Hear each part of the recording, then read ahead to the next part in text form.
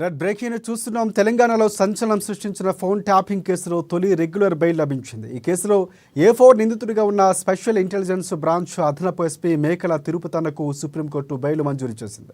గతంలో బెయిల్ కోసం తిరుపతన్న హైకోర్టును ఆశ్రయించగా ఆయనకు చుక్కెదురైంది. దీంతో ఆయన సుప్రీంకోర్టును ఆశ్రయించారు. ఈ పిటిషన్ విచారించిన జస్టిస్ బివి నాగరత్న నేతృత్వంలోని ధర్మాసనం ఇవాళ షరతులతో కూడిన బెయిల్ మంజూరు చేసింది. ఈ సందర్భంగా ధర్మాసనం పలు కీలక వ్యాఖ్యలు చేసింది. 10 నెలలుగా పిటిషనర్ జైల్లో ఉన్నారు. ఈ కేసులో ఇప్పటికే ఛార్జిషీటు దాఖలు చేశారు. అందువల్ల పిటిషనర్ ఇంకా జైల్లో ఉండాల్సిన అవసరం కనిపించడం లేదని పేర్కొంది ధర్మాసనం.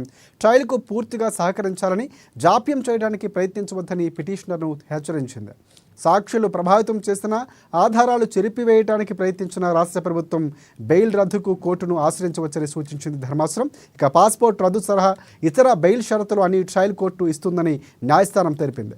ఇక ఈ కేసులో రాష్ట్ర ప్రభుత్వం తరఫు సీనియర్ న్యాయవాది సిద్ధార్థ లోథ్రా ఫోన్ ట్యాపింగ్లో తిరుపతన్నే ప్రధాన నిందితులని కోర్టు దృష్టికి తీసుకువచ్చారు. పిటిషనర్ తరఫు సీనియర్ అడ్వకేట్ సిద్ధార్థ దవే ఈ విచారణకు హాజరయ్యారు.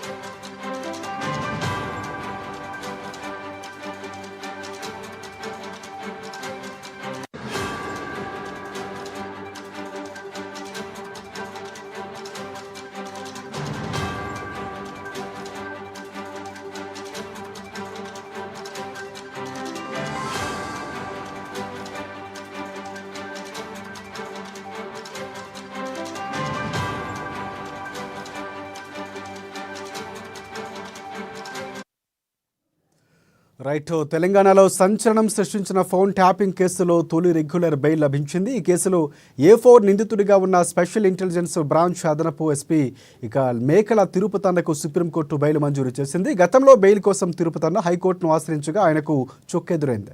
దాంతో ఆయన సుప్రీంకోర్టును ఆశ్రయించారు. ఈ పిటిషన్ విచారించిన జస్టిస్ బివి నాగరత్న నేతృత్వంలోని ధర్మాసనం ఇవాళ షరతులతో కూడిన బెయిల్ మంజూరు చేసింది. ఈ సందర్భంగా ధర్మాసనం పలు కీలక వ్యాఖ్యలు చేసింది.